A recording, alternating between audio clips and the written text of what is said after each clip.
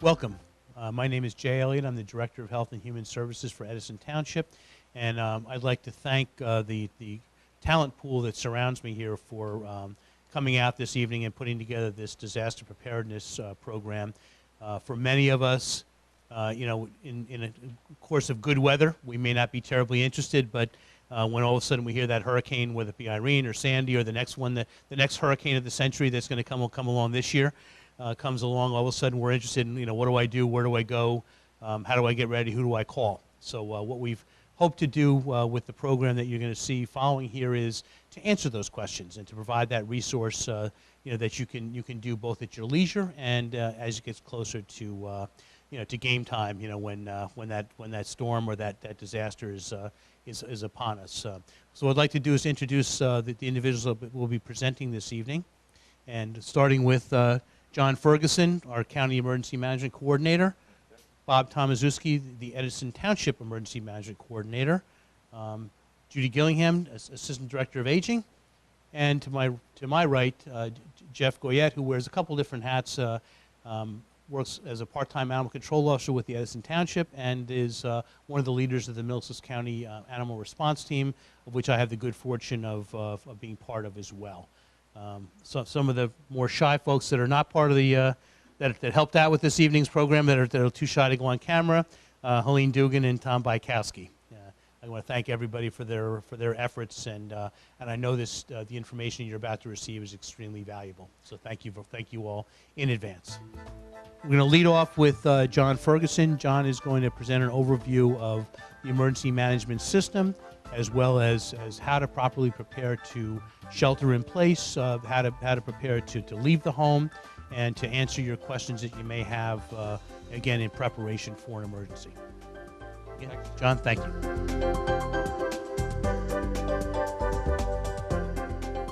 Good evening, everyone. I'm John Ferguson. As you see, I'm the County Coordinator for the Office of Emergency Management for Middlesex County. My office is at the Fire Academy in Sayreville, and the address is 1001 Fire Academy Drive. That's my official phone number to get a hold of us 24/7. And last but not least, that's my email address. So anytime you can write to me, I will get back to you whenever it does happen. All right?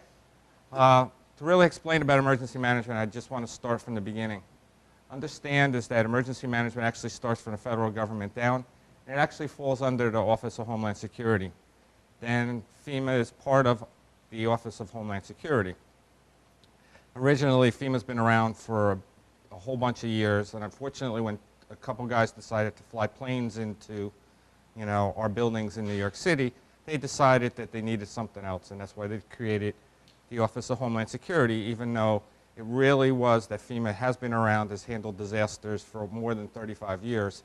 Just because of that happened, they decided they needed to have a better security effort. All right? Now, in the state of New Jersey, the governor is actually in charge of the Office of Emergency Management. All our governors are usually too busy to actually run the day-to-day operations. What they did in Middlesex, in New Jersey, they actually sent it to the New Jersey State Police, and it's in charge of Colonel Fuentes. He actually has a whole big grouping of emergency management, and who right now is their main contact is Major Pat Callahan.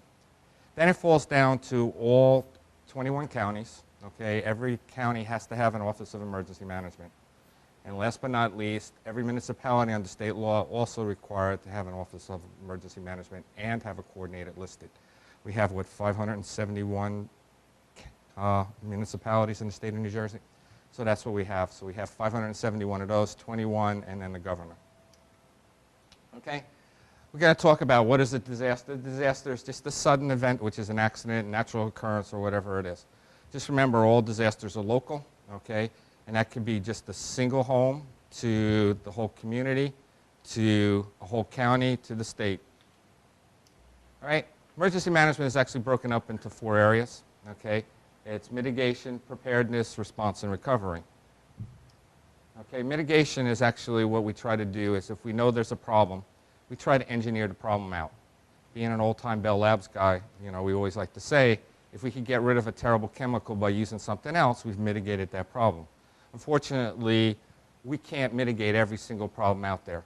And what we end up having to do, okay, is actually go to the preparedness phase. The preparedness phase is actually developing your plans to respond to the disasters or the events that are out there. Every municipality, every county, every state, and even the federal government are all required to have emergency operation plans. All right, we've actually switched on the county and the state level to ESF format, which is emergency support functions. There's 15 of them, and it's broken all the way from fire response to hazmat response to emergency management. So we're all working on that. Presently, all our municipalities use the annexes, okay? The big difference is what they looked at it for the emergency support functions. It actually brought more people in to develop those sections. It used to be just the annex head for, say, sheltering, and he was the only one that really understood what sheltering was all about. Now what it is, it's actually under mass care as an ESF 6, and it brings in the American Red Cross, your sheltering people, your hospital people, and everything else that they can possibly think about taking care of the general population. Okay? Now, what we want to do is be able to identify what the hazards are, because if you do not have a plan for the hazards, okay, you can't really have a plan if you don't understand what the hazards really are. So then what we want to do is, can we mitigate them, yes or no? Like if we always know that every one of your power lines gets knocked every time the wind blows hard, if it's possible, we would like to bury the power lines. It's a $1 billion effort to bury all our power lines, but that would easily be the best way to do it. Okay? If no, okay, in other words, we can't mitigate the problem out, we actually have to have a plan to address it. What are we going to do? Is we need to have generators or whatever else, going back to the electrical problem that might be there. All right? Most of the critical items to plan for are evacuation and shelterings, and that's the same for all the emergency operation plans, because those are actually the ones that actually worry about the most people. Okay? We actually have to look every year and see what hazards actually do happen for our county and for my local municipalities. And what we do have is we do have floods, we do have severe weather. All right? Now you're going to say, what do we consider to be, severe weather? We get our standard snowstorms. As you know, New Jersey doesn't know how to drive in the snow. It just stops us for a couple hours every day and screws everything up. We do have tornadoes. Okay? There's actually a tornado belt that actually runs from Pennsylvania to Connecticut. We have about 15 a year. Most of them are EF zeros. Okay? They're not as bad as in the Midwest and stuff when they get to be EF 5s. All right? Other things that we do worry about, okay, are power outages and utility emergencies. So in other words, we have gas leaks, electrical outages. We worry about those. We have health emergencies, everything from pandemics, or just a simple thing as just having major problems with measles. That happened last year, was a major concern about measles going out. We have to prepare for them. Okay? We do have hazmats in our county, and last but not least, we still have to worry about our terrorism. Okay? Now, what we really have to do is actually plan for two types of evacuations. First of all, they're either immediate or you have a planned one. What you look at is, immediate is actually when the police officer knocks on your door and tells you need to get out. What are you going to do to prepare for that? Okay? You need to have what the simple thing is called a go bag. And that go bag should actually be your clothing, some food, some water, your medicines, okay, some money. All right? It should be in a bag by the door so you'll be able to grab it. I always do recommend is that you must pick a go bag with the ugliest color that you dislike. And you're going to ask me why. Why? Is because if it's one of your favorite colors, you'll dump all the stuff for the emergency out and I will use that bag for something else. If it's a color that you do not like, you will not use it. Okay, it will stay for your emergency. You should be able to do that. You do need to change your clothes because of the season, because you do not want to be wearing your shorts and your flip-flops in the middle of the winter when you're asked to go out and stuff. So just always make sure you do change those around. All right. The planned event is actually for our last Superstorm Sandy. They told our southern counties along the ocean it was time for them to evacuate, time to leave. So that was one of those ones you've got time. They gave you more than 48 hours and tell you it was time to leave, and that's what they did. The other thing is we have two types of sheltering. One is sheltering in place. In other words, everybody would really prefer to be at home. Okay? You know where your refrigerator is. You know where your favorite pillow is. Just pay attention and understand that you need to be able to be self-sufficient for at least 3 days. You need to have water for everybody in the house, at least a gallon a day per person, so it ends up being a lot of water, so you've got to plan accordingly. All right? The other thing is if there's a shelter being activated, you have to listen and find out from your municipality where the local shelters are going to be. We do keep your shelter locations under wraps until the disaster really goes out and the information goes forward. There's a couple reasons why, okay? One is the shelter that might be picked might not be in an area which is actually safe. And if everybody rushes to that spot knowing that's the standard shelter, that's not the best thing to do. Second thing is we need time to be able to set the shelter up. I've seen it where they've tried to set up shelters when people are already knocking at the doors. It gets very uncomfortable for everybody to get it all squared away. And last but not least, if the event is actually a terrorism event, if the bad guys know where your shelter is, they can cause other problems. So that's why you want to make sure is that they keep that information as close to the vest as possible and just go to your normal emergency information channels to be able to find out where those shelters are.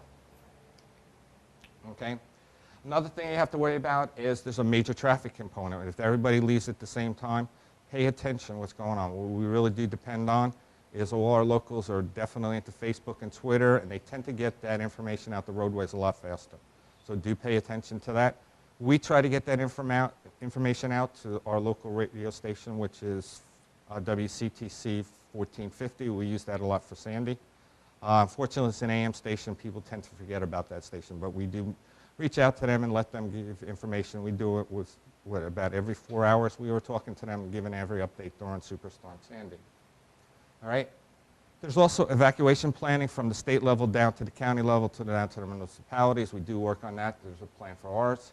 The other thing we actually have is traffic diversion plans. There's actually one for the Garden State Parkway. They'll actually make it all in one direction. I don't want to be on it that way, but there is a plan to move people out that way, so you want to go forward with that.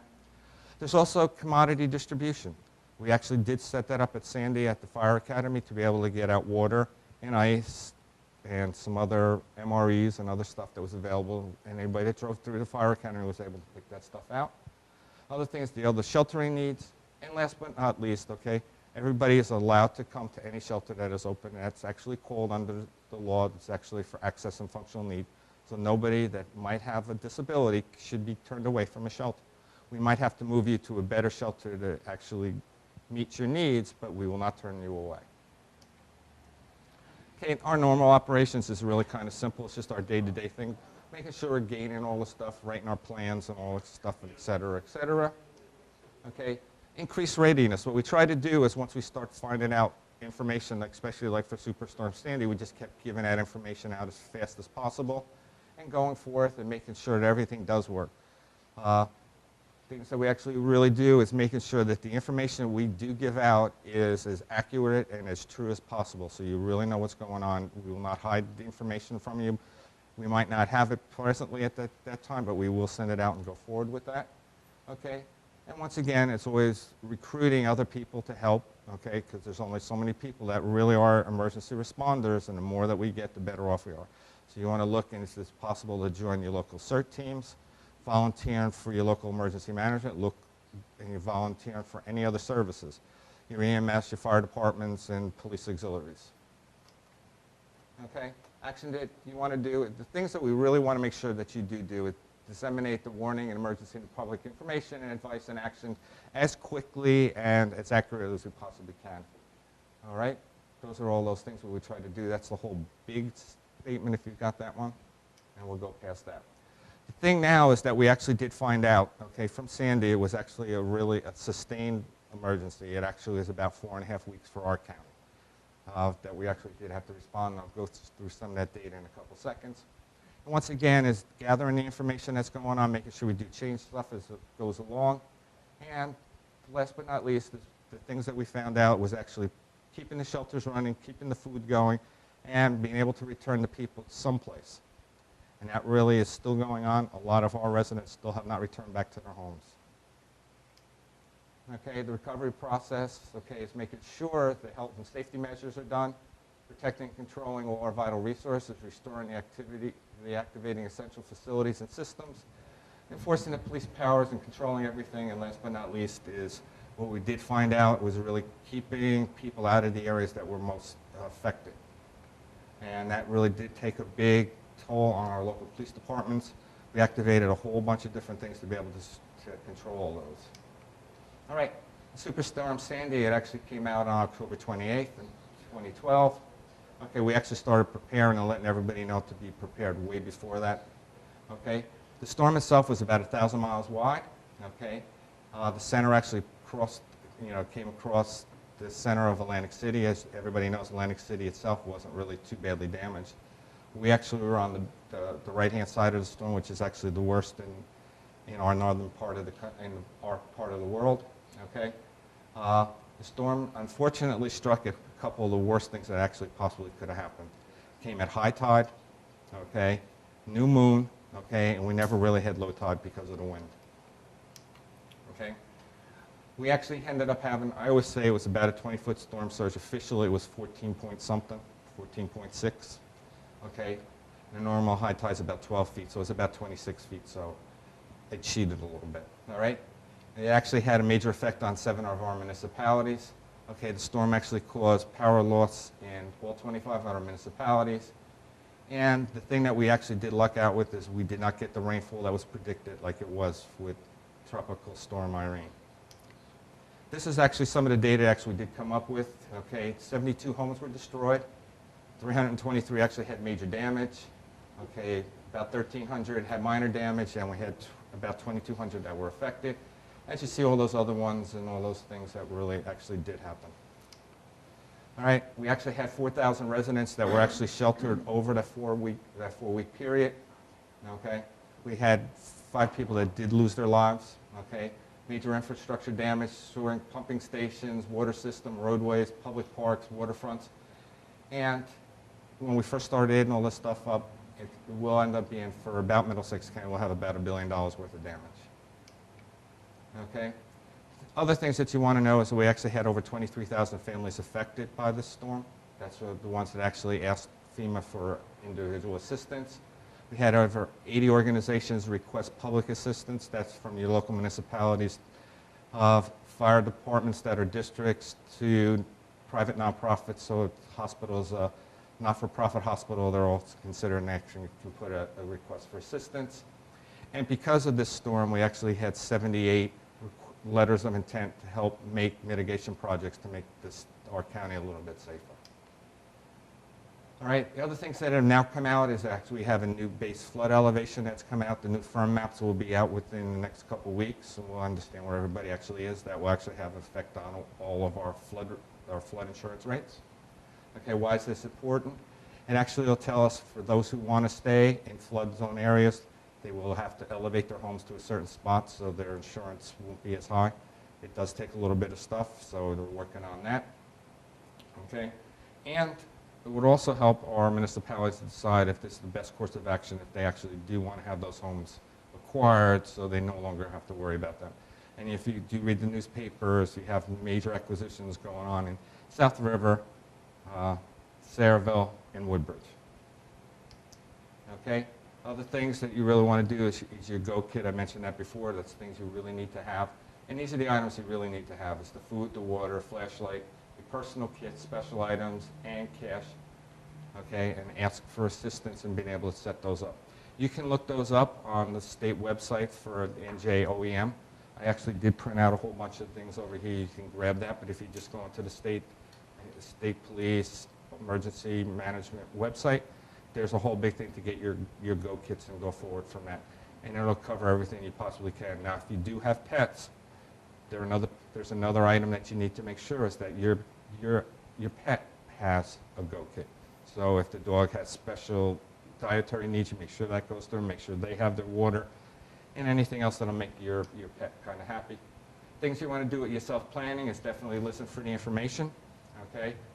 Where you are to be forced to shelter, and be prepared to be there for several days. It is just not going to be that I'm going to go there for a couple hours and go back home.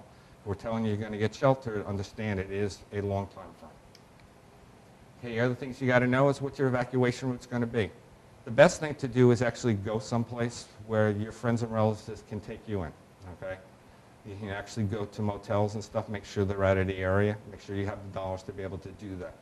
There are several of the motels and stuff that are, pet friendly now. Just make sure if you do have the pets, make sure you do take them along. Okay, listen, and the big thing is, once again, always listen for the evacuation instructions. If they're telling you the Parkway and the Turnpike are at a dead stop, which usually happens during our snowstorms, don't go on those roadways, so just pay attention. And once again, if you need help, you reach out to your local emergency management coordinators, and they'll be able to tell you other stuff. The health emergencies that actually do come along, okay, you got to be prepared for them.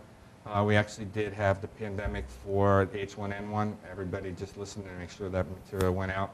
Those that needed shots and the meds, make sure you do go out and get them.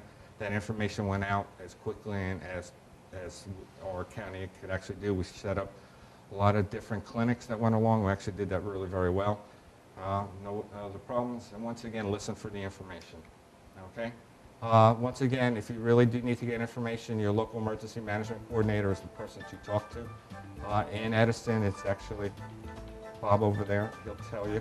It's actually listed in all the little phone books. He's going to get a lot of calls now, so.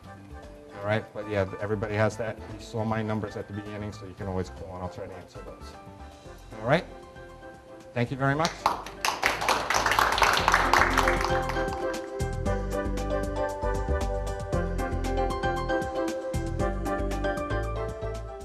My name is Jeff Goyette, and I'm a part-time animal control officer with the Township of Edison. I'm also a member of the Middlesex County Animal Response Team.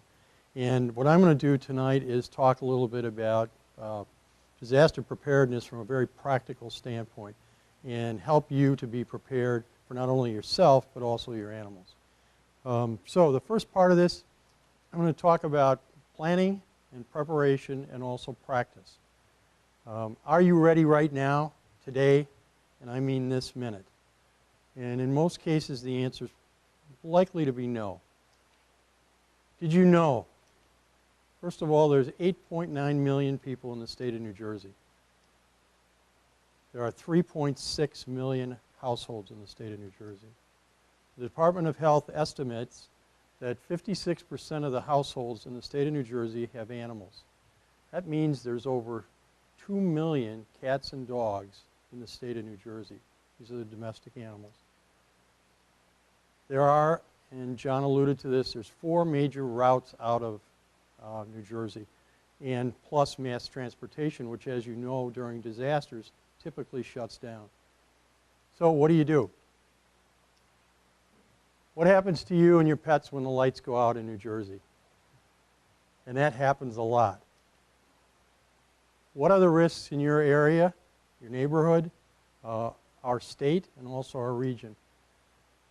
What is a personal disaster plan? And do you have the ability to communicate with your family and friends and neighbors about your personal disaster plan? And John alluded to this earlier, or talked about it, having a current disaster kit and go bags ready at all times. Then the big question, stay or go, stay or go, stay or go. That's what we all do, and it's critical that we talk about that a little bit. So what types of events or risks do we have? Now, I've had the misfortune of living through virtually every event that you're seeing up here. Quite frankly, we never think of earthquakes. We never think of things like tornadoes. Recently, this past year, we've gotten involved in somewhat of a blizzard situation. So let's talk about them. Let's look at it relative to 2013. Now, realizing that we had Sandy in 2012, what happened last year? Just remember, it won't happen to us. That's what we all say, again. So let's take a look at that. In 2013, there were 41 weather-related events which caused over $1 billion or more damage worldwide. There was flooding in Calgary and Boulder, Colorado, and also Central Europe, which caused evacuations. February 2013, there was a northeaster. February 9th, approximately 575,000 people were without power in five states. On Long Island, upwards of 40,000 people lost power. North American ice storm, December 2013. Maine had more than 123,000 homes without power. Michigan, approximately 380,000 homes were without power, and businesses were without electricity. 18 earthquakes worldwide. And remember, we have the Ramapo fault line, which nobody ever thinks about unless there's a little bit of shaking that goes on. But that could go any time. U.S. tornadoes, we don't think about that very often, but there were 27 that were greater than an EF3. An EF5 tornado near Moore, Oklahoma, which we all read about, and realizing that an EF3 has winds of 136 miles per hour. Can we have that here? Absolutely. 17 wildfires in the U.S., which burned 1.2 million acres. We just had a wildfire in Raritan Center this past week. And last, and sadly, the Boston Marathon bombing shut the city and the area down. And that happened a year ago. So, what do? Do we stay or do we go? Decide when to evacuate and when to shelter in place. Stay home or ride it out. Now remember, we're all New Jerseyans. So we're tough, but the big question is, are we being proactive and prepared? It won't happen again. And I say this over and over again. It's not going to happen to me. So what's the disaster effect on your animals? That's probably the biggest thing to consider. First of all, they all get frightened. They all panic, and they're extremely fearful during any type of event like this. They want to escape. They want to run and hide. You open the door, and out they go, and they become lost. So you have to be very cautious that while you're nervous, they are also nervous. Excessive nervousness is pacing, panting. They can't rest or sleep, which causes you not to rest or sleep. And then there's all the indigestion things that can occur when they're nervous. Injuries, which could require vet care. What do you do if there's no vets around? When they do have that injury, who do you go to? A normally good animal could become aggressive simply because they're totally frightened by what's going on around them. So if you won't leave for you, the big thing is what I'm suggesting to you is leave for your animals. So the disaster plan. Where are you going to go? How are you going to get there? How far can you get on a tank of gas? Most people don't think about that, but that's really critical. Where will you stay? Can I take my pets? What do I need to take with me? Who do I alert that I left? Am I prepared to be gone for a couple of weeks? These are all questions that we ask ourselves, but in many cases we're not prepared for. Answer. So my favorite slide of all. Here's the state of New Jersey. When you look at this map, and we all looked at the map before, you realize there's only 4 exit routes out of the city. So what did I say? There's 8.9 million people, all your best friends. Those 8.9 million people are all going to decide to be on those roads at the same time. Do you think you're going to get out? And the answer is decidedly no, you're not. So you need to be prepared at any given point to get out.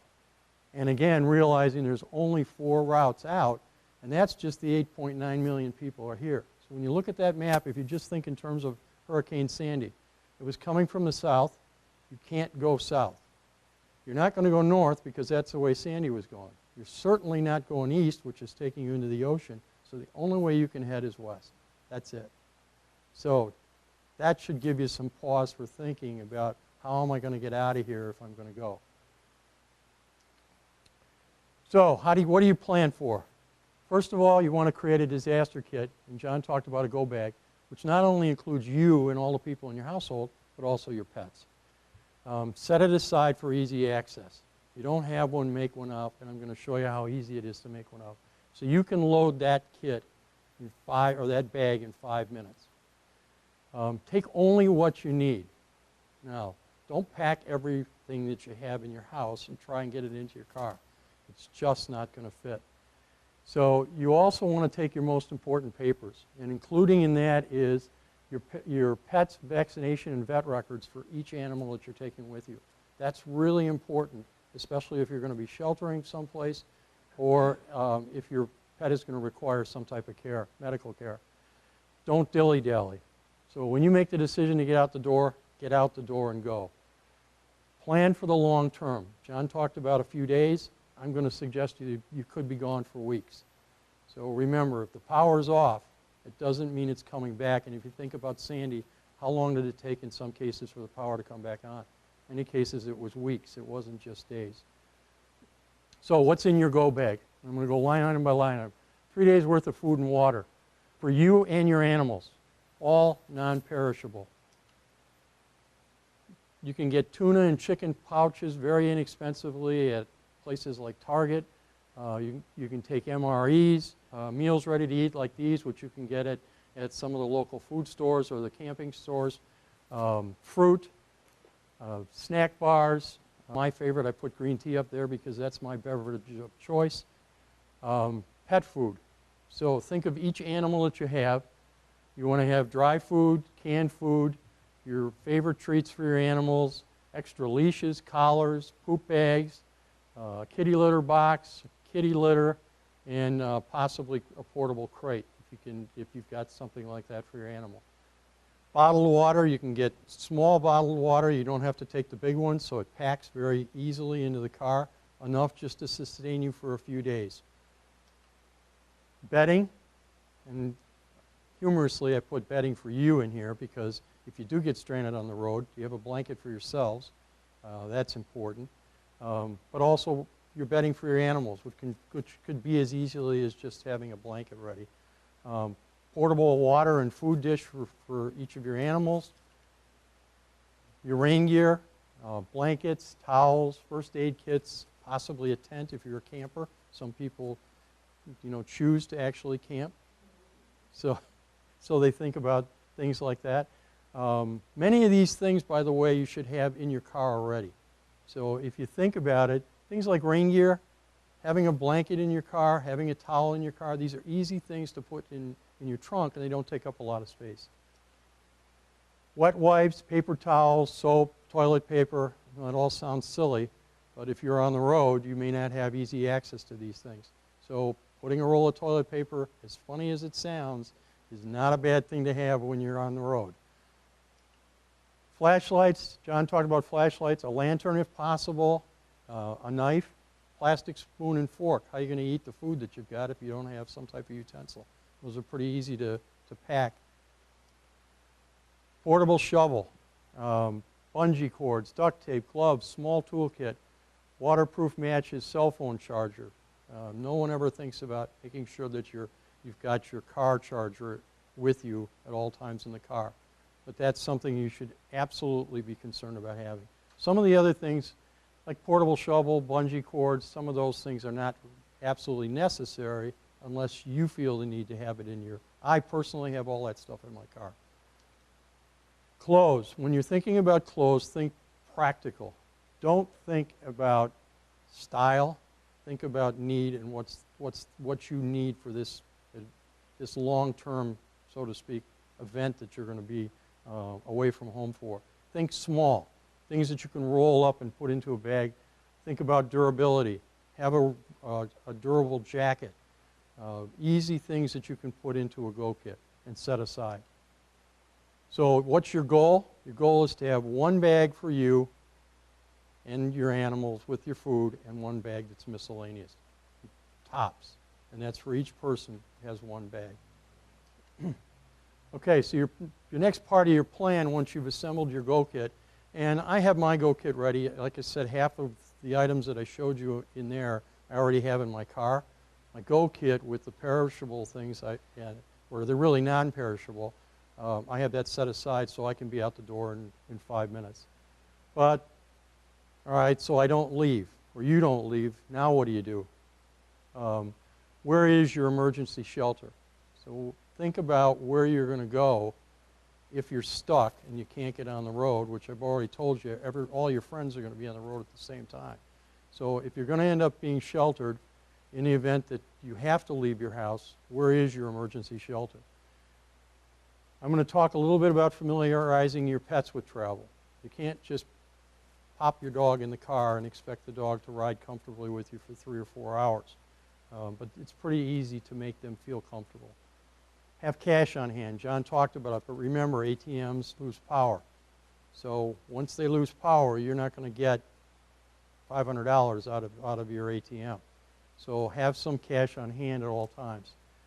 Here's some hotels that actually take animals.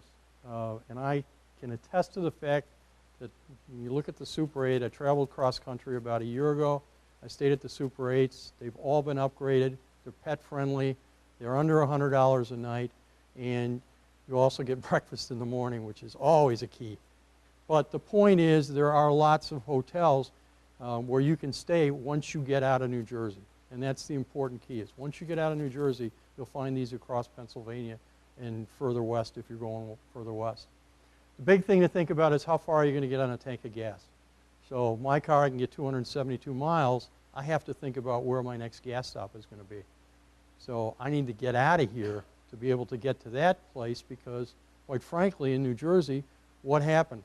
Electricity went out. All the gas stations work on, all their pumps work on electric.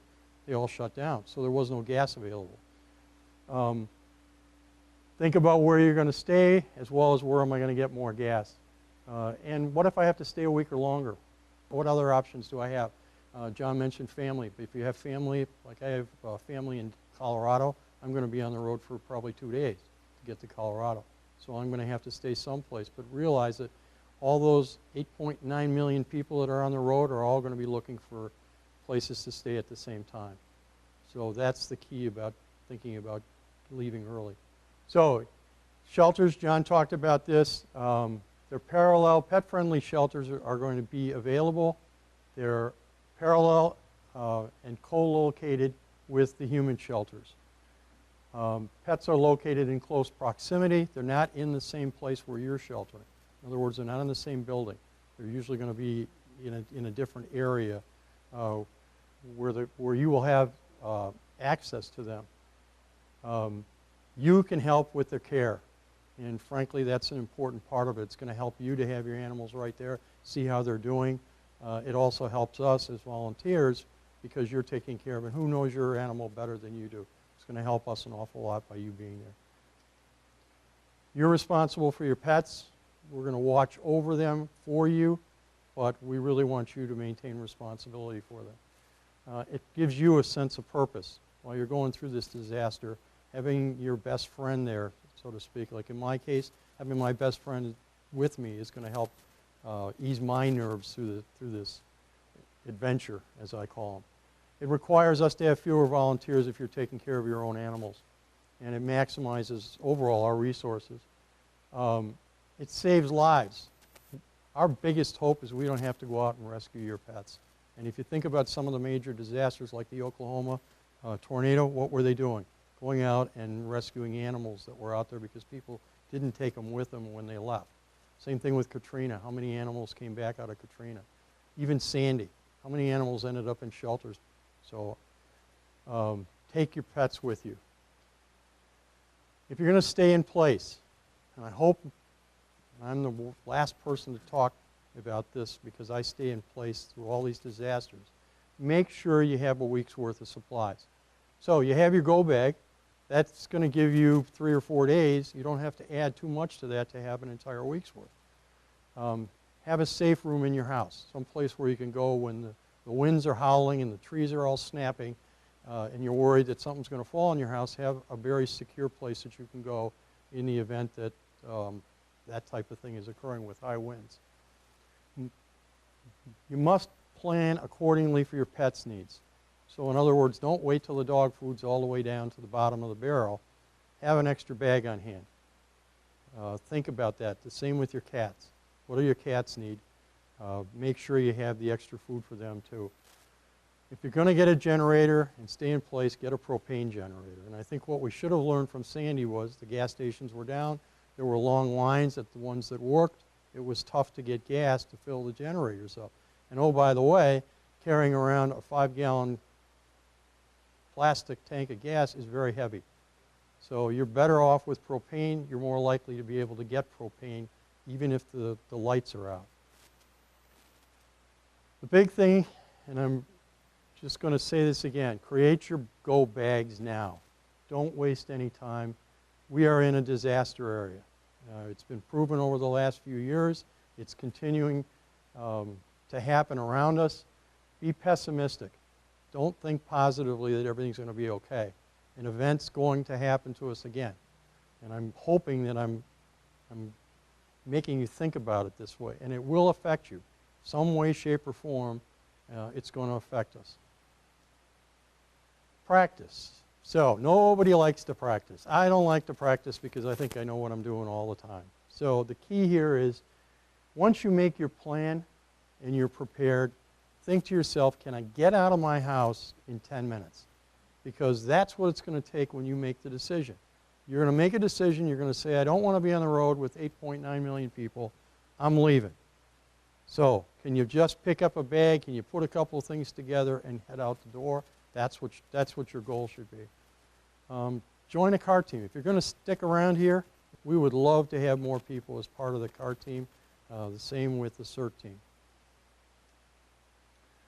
Next couple of things that I'm going to talk about are other things that you should have or you should be prepared with your animals. First of all, microchipping. It's the first line of recovery if a pet gets lost. Here's how it works. First, it's an injection of a small chip between the shoulder blades of your animal. And it could be a cat or a dog. As the picture down on the left shows, that's a cat being injected with a microchip. The picture on the right shows that it's about the size of a grain of rice.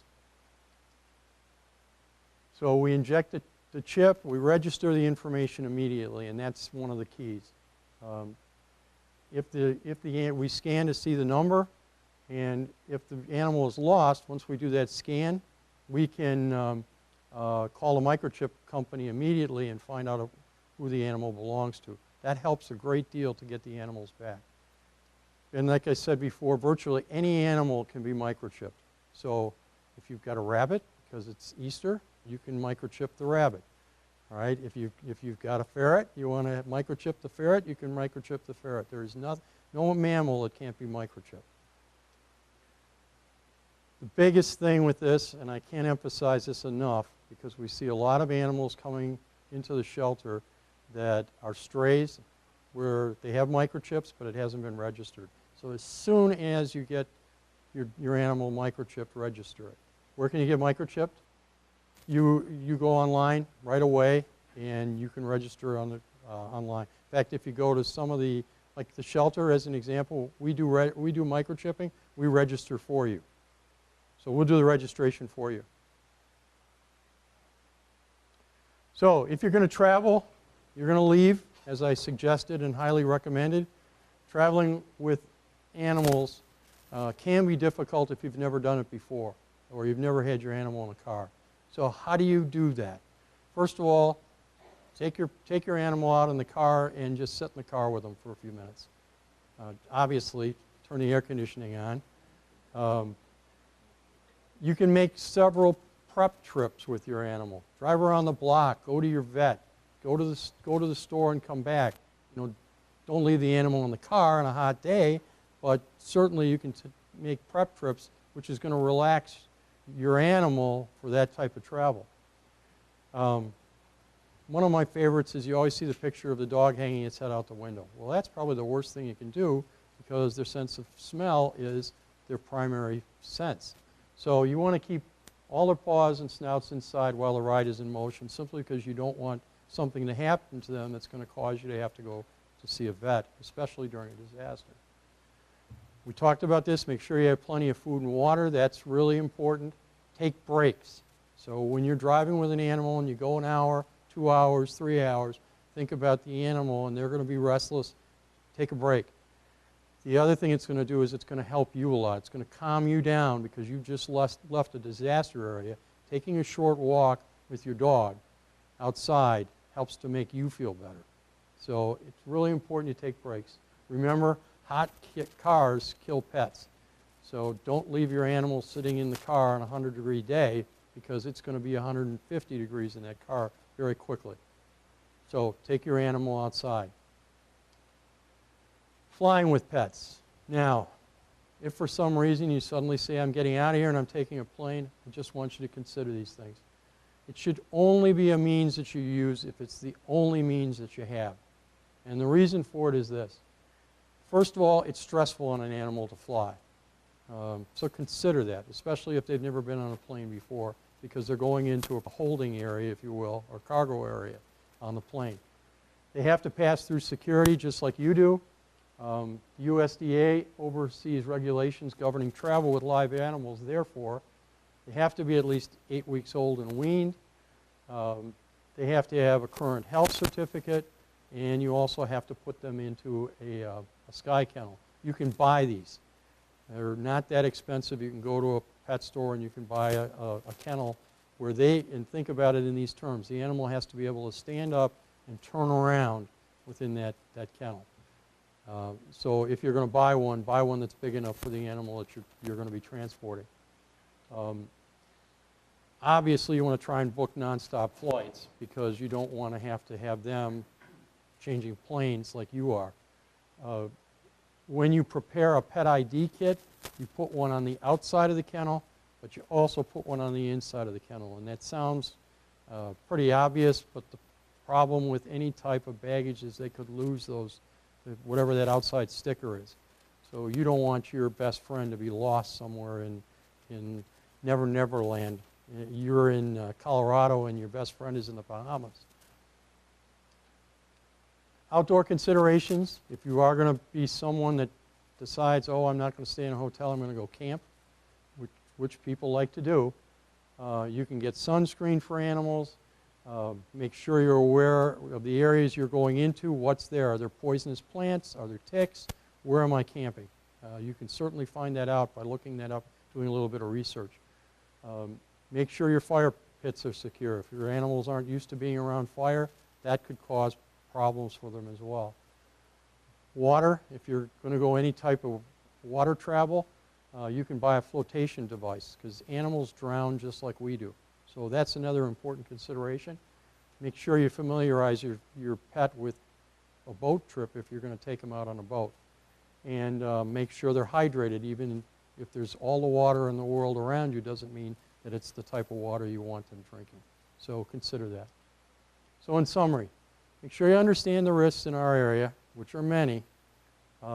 Make that personal disaster plan. It shouldn't take you too much time to do it. Just think of the things that you need in your go kit.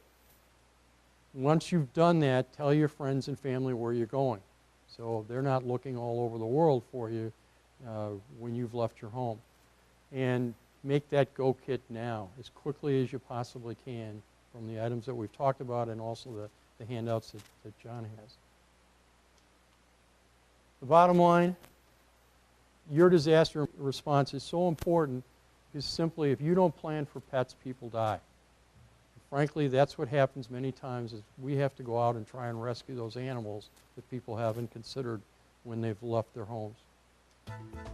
Saving just one dog or one cat doesn't change the world, but it really changes the world for that one dog or cat. And I mention this simply because consider how they're feeling during this disaster. We're always thinking of ourselves and how we feel, but imagine the terror that they feel at the same time. So thank you very much for your attention today, and be prepared.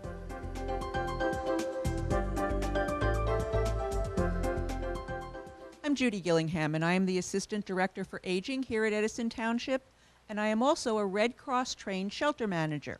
So should there be an emergency in town, quite often you will see me here at the shelter assisting our residents. But as you've learned today, emergency preparedness is everyone's responsibility, whether it is sheltering in place at your home or place of business, or sheltering off-site somewhere such as the Edison Senior Center, which acts as the township's shelter site. But what happens to that individual who cannot get out of their home without assistance? Someone who may not drive, who has a medical problem and cannot be at home without electricity. What do they do in a situation where the township has alerted them that an emergency is taking place? Now, contrary to popular belief, township officials and emergency management specialists do not know the name, age, address, or medical problem of everyone living here in Edison. So we're going to need your help in identifying these individuals. The state of New Jersey has an online website called RegisterReady, which encourages family members, individuals, and caregivers to log onto and register individuals who may need assistance during an emergency situation. It is a confidential registry. It can only be accessed by emergency personnel. Your neighbor cannot go on and read the information that you have provided on a family member. And we ask you to do this regardless of an individual's age, because they may need help in evacuating their home or getting to a safe location. Enrollment is free. It's voluntary. You are not required to do so, but I am here this evening to encourage you. Now, who might be eligible for this registry? Someone with dementia or Alzheimer's. Someone who requires an electrical supply to run a CPAP machine in the evening or oxygen on a 24-hour basis. An individual who may have a mental health, neurological, or physical disability and cannot get out of their home on their own. They need assistance to do so. Someone who does not drive. How do you evacuate an area if you can't leave your home on your own and the area is flooded? The registry allows our emergency personnel to pinpoint where you are within a neighborhood and either come to your home or access you in some way, shape, or form to alert you of the problem. If you are at medical risk, this is even more important, especially if you lose electricity and you require something such as oxygen. We also recommend this for someone who may be blind or have sight impairment and may have trouble leaving their home. Someone with hearing loss who may not hear a telephone call or hear a siren outside. Someone who has mobility problems, uses a walker, a wheelchair, or an electronic wheelchair to get about and cannot leave their home without assistance. How about someone with a language barrier, gets a phone call in English and doesn't understand what's being said to them? And again, someone with a developmental or mental handicap. If that individual is an adult living on their own or is home alone while you are at work, they may need assistance in exiting their home. We also stress that bedbound individuals, those on dialysis, those that require oxygen or a CPAP, or have 12 to 24-hour nursing care at home should be placed on the registry. There is no age limitation. So regardless if this is a child, a middle-aged adult, or a senior, we really do encourage, again, friends, family members, caregivers to enroll them. Access to the registry is very easy. It can be found on the Edison website, which is www.edisonnj.org. And when you go on the website, on our homepage, you will see the community bulletin board. If you click on that and scroll down, you will see Special Needs Registry. Follow the prompts, and it will take you right to the application with instructions on how to file. Or you can go directly to the state at www.registryready.nj.gov and file your application right there on the website. Or if you have some hearing impairments, you can call the state 211 line. They will do your registration. They will provide an interpreter if you have a language barrier or speak a language other than English or don't understand English very well. Or if you are hearing impaired, they do have a TYY line. We are also aware that not everyone is computer savvy and unable to do this on their own. So we are offering local assistance through the Edison Senior Center. If you will call the Senior Center at 732-248-7345, I'd like to ask you to please call and ask for an enrollment package. We'll be happy to mail a paper application to you, or if you're unsure of how to fill out that application, you can come in and we'll be happy to help you do that right here at the Senior Center. If necessary, we will also come out to the home. Once you receive your enrollment package and it is completed, there is instructions on where to mail that package back, which would be the Senior Center, and then we will enroll you here at the center online. Once your enrollment application is completed, it will be destroyed as we consider your information confidential. We will shred it, and everything will be done for you. So please, don't wait until the last minute. Don't panic because you are at work and your mom's home alone and can't get out of bed and there's an emergency in town. Or you have an adult child with developmental disabilities and you're stuck at the grocery store and an emergency has happened in your neighborhood and you can't get home to assist that adult child. It's time now to start enrolling those you care most about in Registry Ready. Should you have any questions, again, please call the Edison Senior Center at 732-248-7345. It's up to you. Thank you.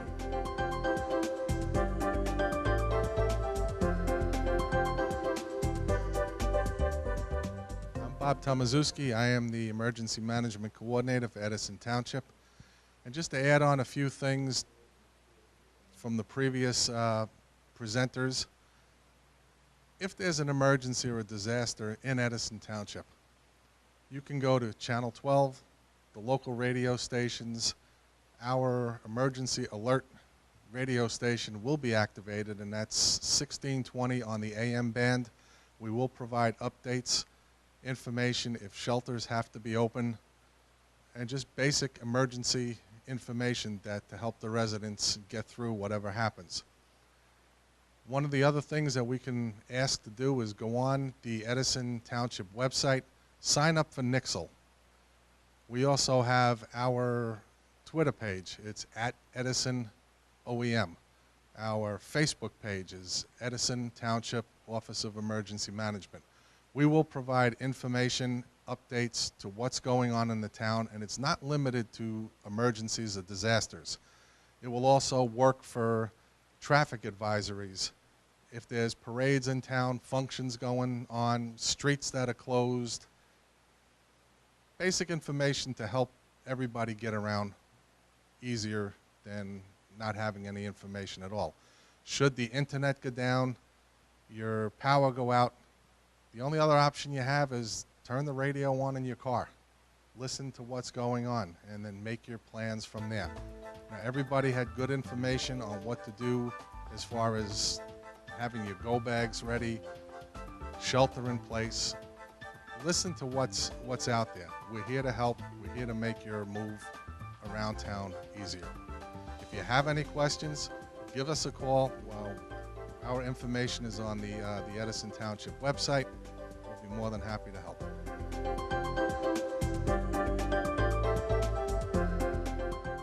We've seen a lot of great information, and I hope this is making each one of us more prepared. I want to dovetail on what Jeff had mentioned about packing your information on your vet records for your pet. For those that saw very recently in a building explosion that happened from a gas leak in New York City, there was a young man that was featured that was kept out of a shelter because he wanted to have his dog with him. The shelter was pet friendly. However, he had no proof of rabies vaccination, therefore was not able to enter the shelter. So again, you don't want that to be you, or to have that an unfortunate situation that that you are kept out or your pet's excluded. So you can never be prepared enough. One of the things that, from a public health standpoint, that we're consistently doing is training our restaurant and our food stores. When the power goes out, when there's a water main break, when there's, for example, when there's a boil water situation, is how they react, because it is very important, as we've heard today.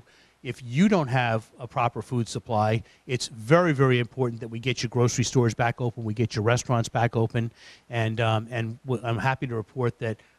Again, because of so much practice that we've had with nor'easters and our storms of the century that that happen on an annual basis, our restaurants are very well prepared, and they know how to react as to what they can and cannot serve. But again, the key is to try to get them open. And during Hurricane Sandy, it was very, very key, because these places provided a very valuable service, both for people who tried to get a warm meal, who had been out, either sheltering in place, but again had no power to cook. One of the other things that we consistently are working with is we're working with our utilities. Not so much the large catastrophic events, those two, but on a daily basis, we have notifications from our water utility when there's a small water main break that maybe affects a neighborhood, or a new service that's going in that, again, where a road is dug up and it affects a neighborhood, where they may be encouraging to boil water for your safety for a couple of days.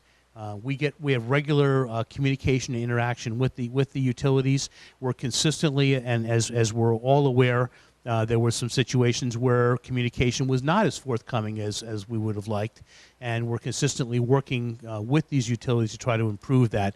I have one presentation that was we just recently met with Middlesex Water Company, which is one of our two main water utilities in Edison, and they put together some information to prepare each one of you and to provide a better resource in case of one of these emergencies.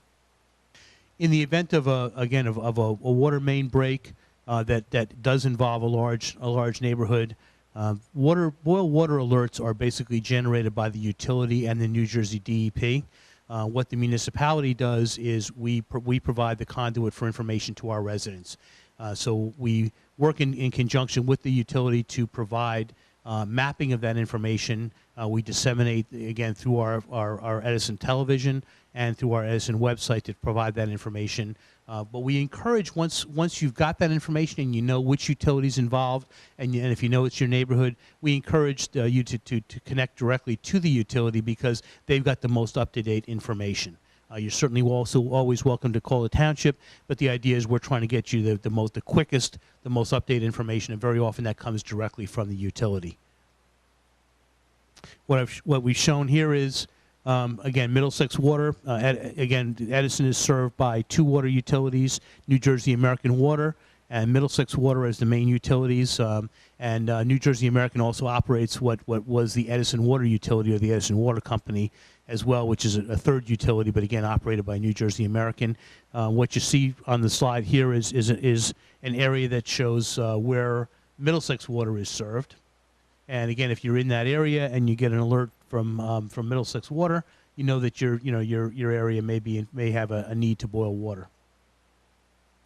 Also, what Middlesex has created here is, for their own customers, is they've created what's called a direct alert that you can sign up for. So if you are a customer of Middlesex Water, you can log on to their website and you can enroll in their direct alert notification. So this way, if you are affected and there's something affected for you by you as a customer of Middlesex, you can get directly notified. And again, we're trying to, in Edison here, we're trying to streamline communications and make notifications as quickly as possible. And again, once you've got notification as to what a utility is, or if it's a power company, you'll find a similar website with New Jersey American Water as well. But again, we encourage you to go directly to the website for their alerts.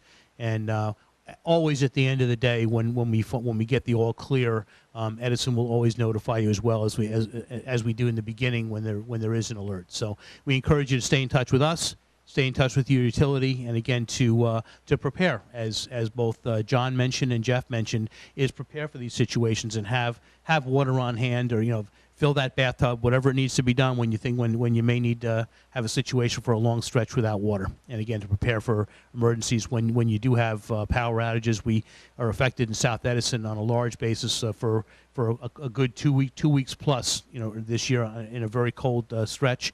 The special needs registry came into play. We had situations where we had people who were elderly, and we were able to kind of track back and find out that they were with family members. Again, so all this kind of comes into play. You very often you think it's not going to affect you, or I won't need this until the power goes out for a couple weeks, or that storm hits. So again, we to echo what you've heard from the folks that have preceded me is please take the time, figure out who your water company is, find out who your power company is, enroll in the special needs registry, whatever it may be, to prepare yourself and prepare your families, especially for the ones that more frail that can't do that for themselves, albeit an elderly, a family member, or a pet.